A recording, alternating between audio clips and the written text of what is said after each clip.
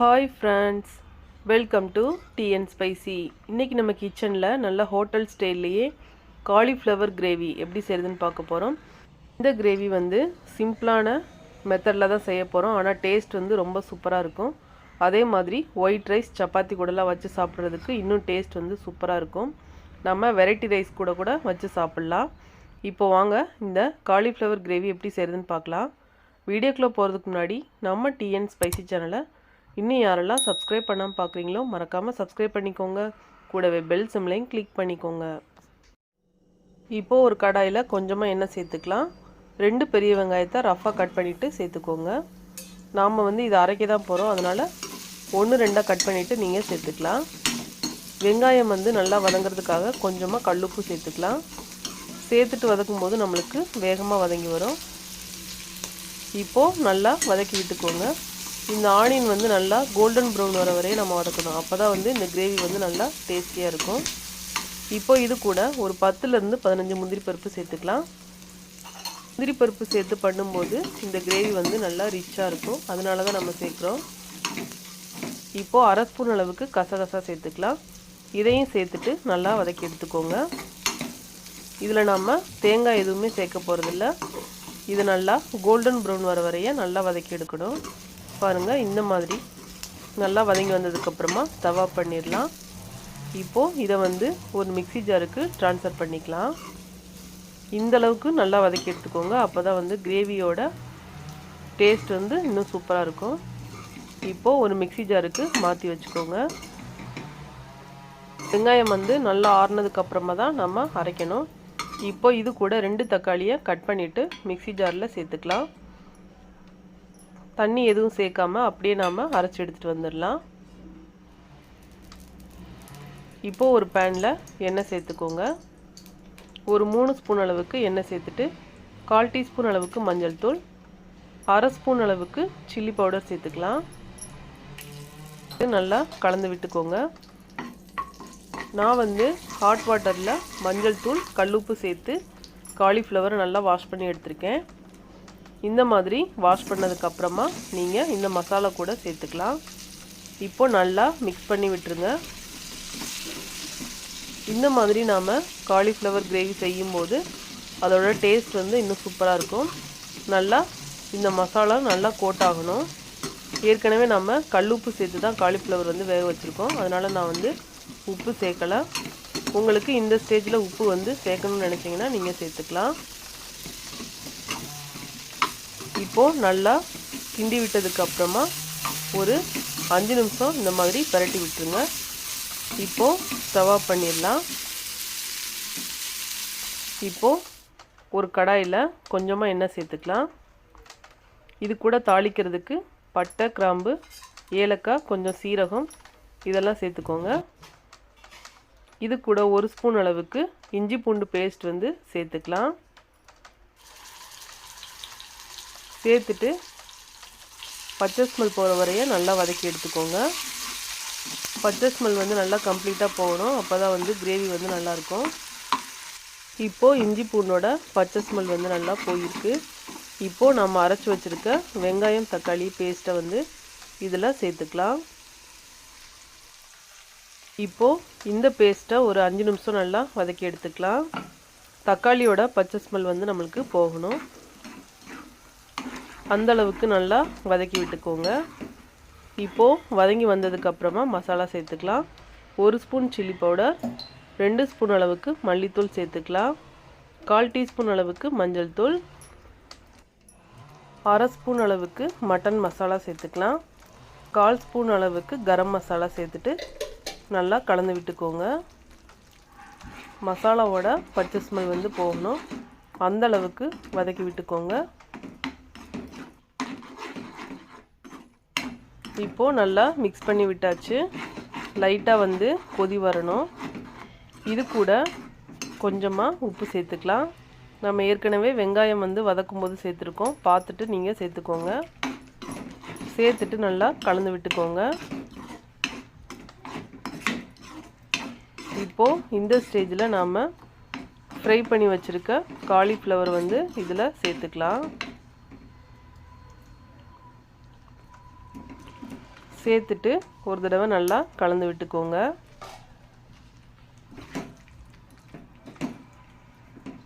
உங்களுக்கு எந்த அளவுக்கு தண்ணி தேவையோ அந்த அளவுக்கு நீங்கள் சேர்த்துக்கோங்க. நான் வந்து கிரேவி மாதிரி பண்ணுறதுனால 1 கப் அளவுக்கு மட்டும் தண்ணி சேர்க்குறேன். நீங்கள் குழம்பு கொஞ்சம் தண்ணியாக வைக்க போகிறீங்கன்னா இன்னும் கொஞ்சம் தண்ணி சேர்த்துக்கலாம். சேர்த்துட்டு கலந்து விட்டுக்கோங்க. இதை வந்து ஒரு 10 நிமிஷம் மூடி போட்டு நம்ம வேக விட்டுடலாம். காலிஃப்ளவர் வந்து நல்லா வெந்து வரட்டும். இப்போது மூடி போட்டு மூடி விட்டுடலாம்.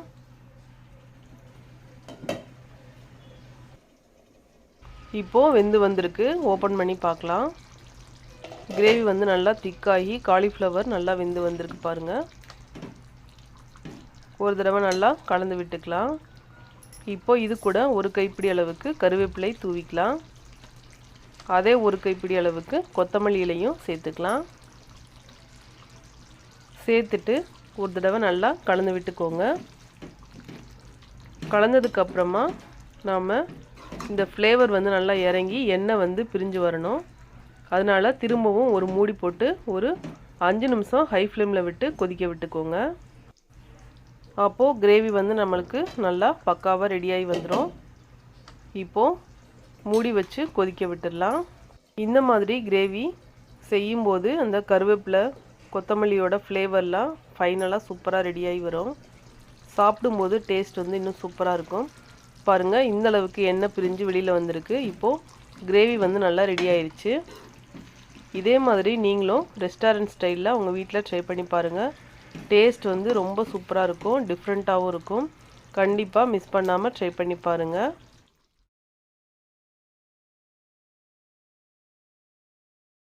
நல்லா காரசாரமான பூண்டு குழம்பு எப்படி செய்கிறதுன்னு பார்க்க போகிறோம். இந்த குழம்பு செய்கிறது ரொம்பவே சிம்பிள், ஆனால் டேஸ்ட் வந்து ரொம்ப சூப்பராக இருக்கும். இப்போ வாங்க வீடியோக்குள்ளே போய் எப்படி செய்கிறதுன்னு பார்க்கலாம். வீடியோக்குள்ளே போகிறதுக்கு முன்னாடி நம்ம டிஎன் ஸ்பைசி சேனலை இன்னும் யாரெல்லாம் சப்ஸ்கிரைப் பண்ணாமல் பார்க்குறீங்களோ மறக்காமல் சப்ஸ்கிரைப் பண்ணிக்கோங்க. கூடவே பெல் சிம்லையும் கிளிக் பண்ணிக்கோங்க. இப்போ இந்த ரெசிபி பண்ணுறதுக்காக ஒரு மண் பாத்திரம் எடுத்திருக்கேன். அதில் 3 ஸ்பூன் அளவுக்கு நல்லெண்ணெய் சேர்த்துக்கலாம். இது கூட ஒரு 1/2 ஸ்பூன் அளவுக்கு கடுகு உளுந்தம்பருப்பு சேர்த்துக்கோங்க. இப்போது கடுகு பொரிஞ்சதுக்கப்புறமா 1/2 ஸ்பூன் அளவுக்கு வெந்தயம் சேர்த்துக்கலாம். லைட்டாக ஃப்ரை பண்ணி விட்டுக்கோங்க. இப்போது ஃப்ரை ஆனதுக்கப்புறமா 1 கப் அளவுக்கு சின்ன வெங்காயம், 2 பச்சை மிளகாய் இதை சேர்த்துக்கலாம். சின்ன வெங்காயம் சேர்த்துக்கோங்க, அப்போ தான் டேஸ்ட் வந்து இன்னும் சூப்பராக இருக்கும். இப்போது வெங்காயத்தை நல்லா வதக்கி விட்டுக்கலாம். வெங்காயம் லைட்டாக வதங்கினதுக்கப்புறமா நாம் அதே 1 கப் அளவுக்கு பூண்டு எடுத்திருக்கேன், இது கூடவே சேர்த்துக்கலாம். சேர்த்துட்டு கூடவே கருவேப்பிலை 1 கொத்து அளவுக்கு சேர்த்துக்கோங்க. இப்போது ரெண்டையுமே நல்லா சேர்த்துட்டு வதக்கி விட்டுக்கலாம். இந்த குழம்பு வந்து சின்ன வெங்காயமும் பூண்டும் நல்லா வதங்கணும், அப்போ தான் டேஸ்ட் வந்து இன்னும் சூப்பராக இருக்கும். இந்த நல்லெண்ணெயிலேயே நல்லா வதக்கி விட்டுக்கோங்க. நான் வந்து இது கூட ஒரு 3 கத்திரிக்காய் எடுத்திருக்கேன், இதை சேர்த்துக்கலாம். உங்களுக்கு கத்திரிக்காய் பிடிக்காதுன்னா நீங்கள் இந்த ஸ்டேஜில் ஸ்கிப் பண்ணிக்கலாம். இப்போது இந்த கத்திரிக்காயை நல்லா வதக்கி விட்டுக்கலாம். கத்திரிக்காய் நல்லா வதங்கணும், அதுக்கப்புறமா தான் நம்ம மற்ற பொருள் வந்து சேர்க்கணும். நான் வந்து ஒரு 3 தக்காளி எடுத்து நல்லா பேஸ்ட் மாதிரி அரைச்சி எடுத்திருக்கேன், இதை சேர்த்துக்கலாம். இது கூடவே கொஞ்சமாக உப்பு சேர்த்துக்கலாம். தக்காளி வந்து நல்லா வதங்கி வரும், அதனால தான். இப்போது ஒரு தடவை நல்லா கலந்து விட்டுக்கோங்க. பச்சை ஸ்மெல் போகிற வரைய நாம் இதை வதக்கி எடுக்கணும். இப்போது 1/4 டீஸ்பூன் அளவுக்கு மஞ்சள் தூள், 1 ஸ்பூன் அளவுக்கு சில்லி பவுடர் சேர்த்துக்கலாம், இது வந்து நல்லா காரமாக இருக்கும். 2 ஸ்பூன் அளவுக்கு மல்லித்தூள் சேர்த்துக்கலாம். இது கூடவே பெருங்காயத்தூள் ஒரு 1/2 ஸ்பூன் அளவுக்கு சேர்த்துக்கோங்க. சேர்த்துட்டு இந்த மசாலாவை நல்லா பச்சை ஸ்மெல் போகிற வரைய சிம்மில் வச்சுட்டு வதக்கி விட்டுக்கலாம். உங்களோட காரத்துக்கு தகுந்த மாதிரி நீங்கள் சில்லி பவுடர் கூடி குறைச்சி சேர்த்துக்கலாம். இப்போது சிம்மில் வச்சுட்டு இந்த மாதிரி நல்லா வதக்கி விட்டாச்சு. இப்போது தேவையான அளவுக்கு தண்ணி சேர்த்துக்கலாம். நான் 1 கப் அளவுக்கு தண்ணி எடுத்திருக்கேன். உங்களுக்கு குழம்பு எந்த அளவுக்கு தேவையோ அந்த அளவுக்கு நீங்கள் தண்ணி சேர்த்துக்கலாம். இப்போது ஒரு தடவை நல்லா கலந்து விட்டுக்கோங்க. கலந்து விட்டுட்டு ஒரு மூடி போட்டு நாம் ஒரு 10 நிமிஷம் இதை நல்லா குக் பண்ணி எடுக்கணும்.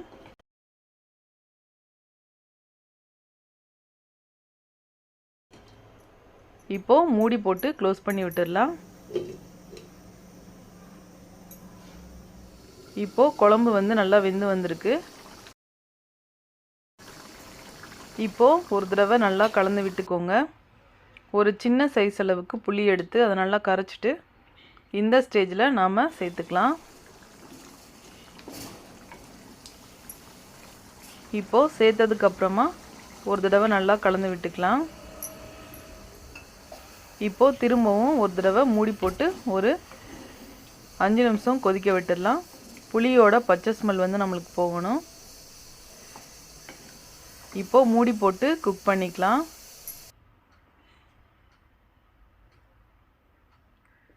இப்போது குழம்பு வந்து ரெடி ஆயிடுச்சு. எண்ணெய் வந்து நல்லா பிரிஞ்சு வந்திருக்கு பாருங்கள். இந்த ஸ்டேஜில் நாம் குழம்ப ஆஃப் பண்ணிடலாம். அவ்வளோதான், சூப்பரான பூண்டு குழம்பு ரெடி ஆயிடுச்சு பாருங்கள். இதே மாதிரி நீங்களும் உங்கள் வீட்டில் ட்ரை பண்ணி பாருங்கள். ரொம்பவே சிம்பிளான ரெசிபி, ஆனால் டேஸ்ட் வந்து அவ்வளோ சூப்பராக இருக்கும்.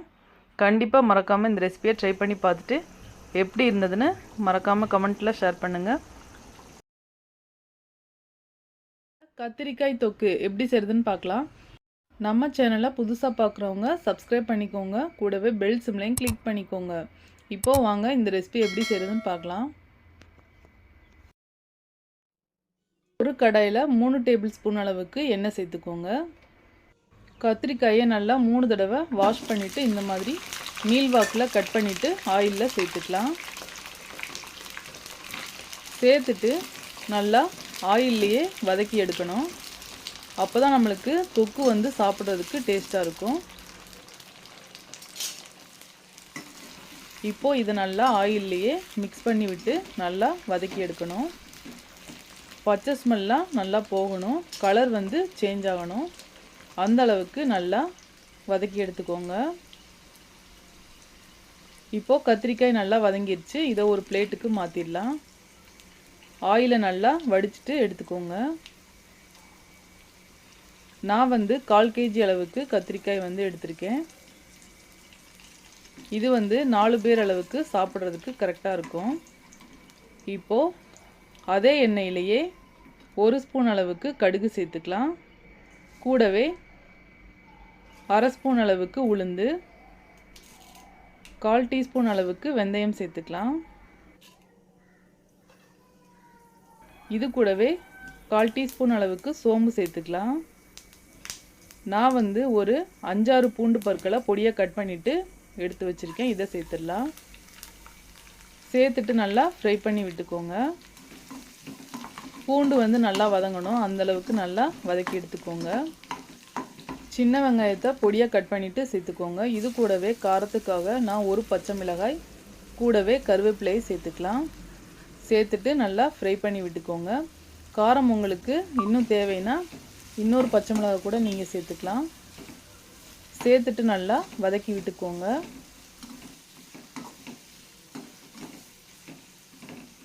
வெங்காயம் வதங்கிறதுக்காக 1 ஸ்பூன் அளவுக்கு நான் உப்பு சேர்த்துக்கிறேன். உப்பு சேர்த்துட்டு வதக்கும்போது வெங்காயம் வந்து வேகமாக வதங்கி வரும். இது கூடவே 3 தக்காளியை அரைச்சிட்டு சேர்த்துக்கோங்க. சேர்த்துட்டு நல்லா வதக்கி விட்டுக்கலாம். இதோட பச்சை ஸ்மெல் வந்து நல்லா போகணும், அந்தளவுக்கு தக்காளியை வதக்கி எடுத்துக்கலாம். தக்காளி நல்லா வதங்கினா தான் நம்மளுக்கு தொக்கு வந்து நல்லா டேஸ்டியாக இருக்கும்.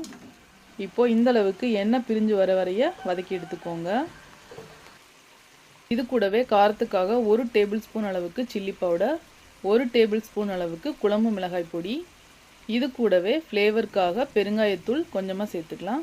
சேர்த்துட்டு நல்லா வதக்கி விட்டுக்கோங்க. இந்த ரெசிபிக்கு வந்து நம்ம சில்லி பவுடர், குழம்பு மிளகாய் பொடி தான் சேர்க்கணும். அப்போ தான் வந்து தொக்கு வந்து சாப்பிட்றதுக்கு டேஸ்டியாக இருக்கும். சேர்த்துட்டு நல்லா பச்சை ஸ்மெல் போகிற வரைய வதக்கி எடுத்துக்கோங்க. இப்போது நாம் ஃப்ரை பண்ணி வச்சுருக்க கத்திரிக்காயை சேர்த்துட்டு நல்லா கலந்து விட்டுக்கலாம். கத்திரிக்காயோட மசாலாவை நல்லா மிக்ஸ் பண்ணி விட்டுக்கோங்க. ஆயில் வந்து நல்லா பிரிஞ்சு வரணும், அந்தளவுக்கு நல்லா வதக்கி எடுத்துக்கலாம். மசாலா வந்து நல்லா ஒட்டணும். இப்போ இது கூடவே கொஞ்சமாக தண்ணி சேர்த்துக்கலாம். தொக்கு செய்கிறதுனால நான் வந்து கொஞ்சமாக 1 கப் அளவுக்கு தான் தண்ணி சேர்த்துருக்கேன். சேர்த்துட்டு நல்லா கலந்து விட்டுக்கோங்க. இப்போது நல்லா கொதிச்சு வந்திருக்கு. இப்போது ஒரு மூடி போட்டு நாம் இதை ஒரு 10 மினிட்ஸ் மட்டும் நம்ம வேக விட்டுடலாம். ஏற்கனவே நம்ம கத்திரிக்காயை ஆயிலில் நல்லா வதக்கிட்டோம். அதனால் சீக்கிரமாகவே கத்திரிக்காய் வந்து வெந்து வந்துடும். இப்போது நல்லா கலந்து விட்டுக்கோங்க. சின்ன லெமன் சைஸ்க்கு புளி எடுத்து அதை நல்லா கரைச்சிட்டு தண்ணியை இதில் சேர்த்துக்கலாம். புளியோட பச்சை ஸ்மெல் போகிற வரைய நல்லா வேக வச்சு எடுத்துக்கோங்க. ஒரு 10 நிமிஷம் வேக விட்டுடலாம். இப்போது புளியோட பச்சை ஸ்மெல்லாம் போய் கத்திரிக்காய் வந்து நல்லா வெந்து வந்திருக்கு. கரண்டிலேயே இந்த மாதிரி கத்திரிக்காயை மசிச்சு விட்டுக்கலாம். கரண்டியில் மசிக்கிறது உங்களுக்கு கஷ்டமாக இருந்ததுன்னா இந்த மாதிரி பொட்டேட்டோ மேஷர் வச்சு கூட நீங்கள் கத்திரிக்காயை மசிச்சு விட்டுக்கலாம். அப்போ நம்மளுக்கு ஈஸியாக கத்திரிக்காய் வந்து நல்லா மசிஞ்சு வரும். இந்த மாதிரி நல்லா ஒரு 2 நிமிஷம் மட்டும் இந்த மாதிரி மசிச்சு விட்டுக்கலாம். இப்போது சூப்பராக மசிச்சு விட்டாச்சு. இது கூடவே கொஞ்சமாக கொத்தமல்லி இலை சேர்த்துக்கலாம். கொஞ்சமாக கருவேப்பிலையும் சேர்த்துக்கலாம். சேர்த்துட்டு கலந்து விட்டுக்கோங்க. உங்களுக்கு இந்த இடத்துல உப்பு வந்து தேவைப்பட்டதுன்னா நீங்கள் சேர்த்துக்கோங்க. நான் வந்து கல்லுப்பு சேர்த்துருக்கிறதுனால எனக்கு உப்பு வந்து கரெக்டாக இருக்குது. இப்போ இது ஒரு 5 மினிட்ஸ் மட்டும் நல்லா கொதிக்க வச்சுக்கலாம். எண்ணெய் வந்து லைட்டாக பிரிஞ்சு வரணும். வந்த உடனே நம்ம இதை ஆஃப் பண்ணிடலாம். கத்திரிக்காய் தொக்கு தயாராகிடுச்சு. இதை வந்து சூடான சாதத்து கூட சாப்பிட்றதுக்கு ரொம்பவே டேஸ்டியாக இருக்கும். அதே மாதிரி இட்லி தோசைக்கும் பக்காவாக இருக்கும். இந்த ரெசிபி பிடிச்சிருந்தா உங்கள் வீட்டில் மறக்காமல் ட்ரை பண்ணி பாருங்கள். கறி சுவையில் சைவ கறி குழம்பு எப்படி செய்கிறதுன்னு பார்க்க போகிறோம். இந்த கிரேவி வந்து ரொம்பவே டிஃப்ரெண்ட்டாக இருக்கும். அதே மாதிரி சாதத்து கூட வச்சு சாப்பிட்றதுக்கு ரொம்பவே பக்காவாக இருக்கும். நீங்கள் சப்பாத்தி கூட வச்சு சாப்பிடும்போது இன்னும் கிரேவி வந்து டேஸ்டியாக இருக்கும். கண்டிப்பாக மிஸ் பண்ணாமல் ட்ரை பண்ணி பாருங்கள். வீடியோக்குள்ளே போகிறதுக்கு முன்னாடி நம்ம டிஎன் ஸ்பைசி சேனலை மறக்காமல் சப்ஸ்கிரைப் பண்ணிக்கோங்க. கூடவே பெல் சிம்லையும் கிளிக் பண்ணிக்கோங்க. இப்போது வாங்க கிரேவி எப்படி செய்கிறதுன்னு பார்க்கலாம். ஒரு பவுலில் 1 கப் அளவுக்கு கடலை மாவு சேர்த்துக்கலாம். நீங்கள் வீட்டில் இருக்க எந்த கப் வேணால் நீங்கள் யூஸ் பண்ணிக்கலாம். 1 ஸ்பூன் சில்லி பவுடர், 1 ஸ்பூன் மல்லித்தூள், 1/4 ஸ்பூன் மஞ்சள் தூள், 1/2 ஸ்பூன் அளவுக்கு சீரகத்தூள், இது கூடவே உப்பு சேர்த்துக்கோங்க. 1 ஸ்பூன் அளவுக்கு இஞ்சி பூண்டு சேர்த்து நல்லா கலந்து விட்டுக்கலாம். முதல்ல தண்ணி எதுவும் சேர்க்காம நல்லா மிக்ஸ் பண்ணி விட்டுக்கோங்க. நம்மளுக்கு ஃப்ளேவர் வந்து நல்லா இறங்கணும். அதனால் இந்த மாதிரி நல்லா மிக்ஸ் பண்ணி விட்டுக்கோங்க.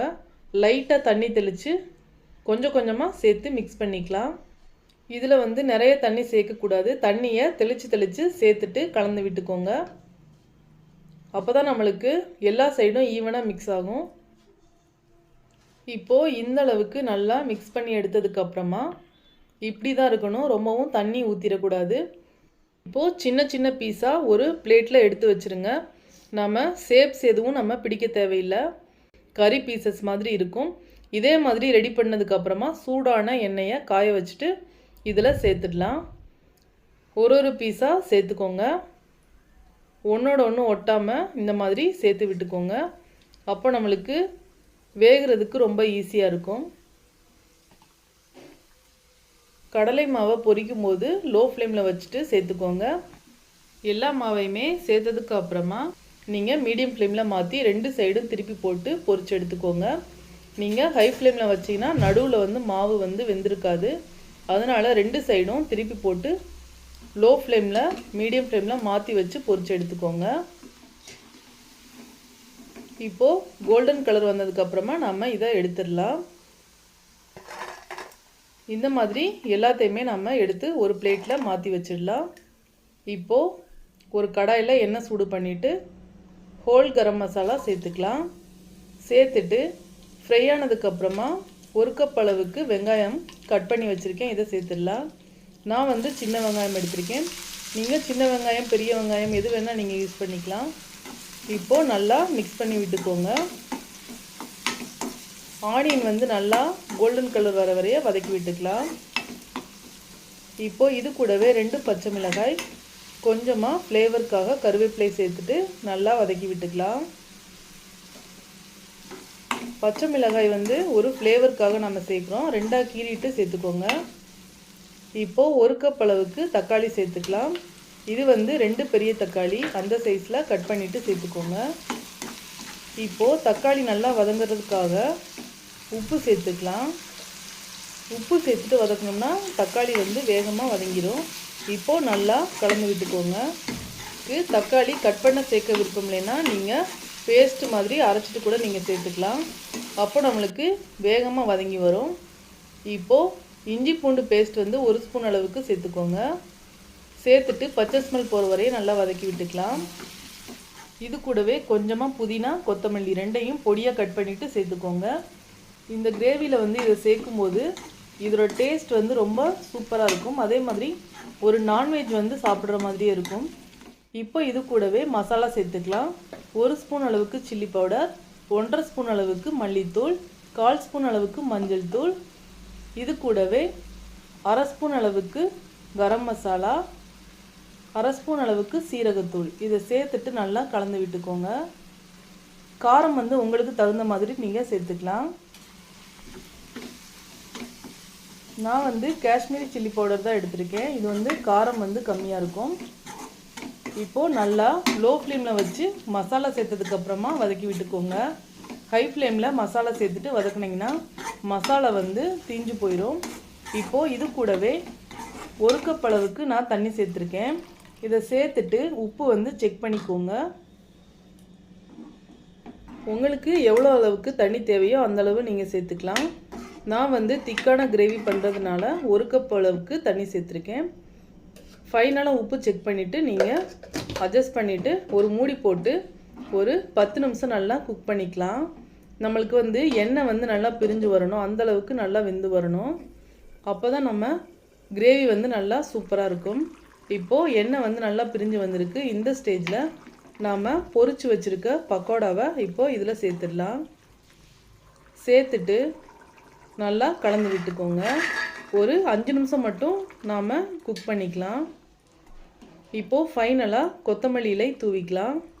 இதை சேர்த்ததுக்கப்புறமா ஒரு 5 நிமிஷம் மட்டும் நீங்கள் கொதிக்க வச்சா போதும். ரொம்பவும் கொதிக்க வைக்க தேவையில்லை.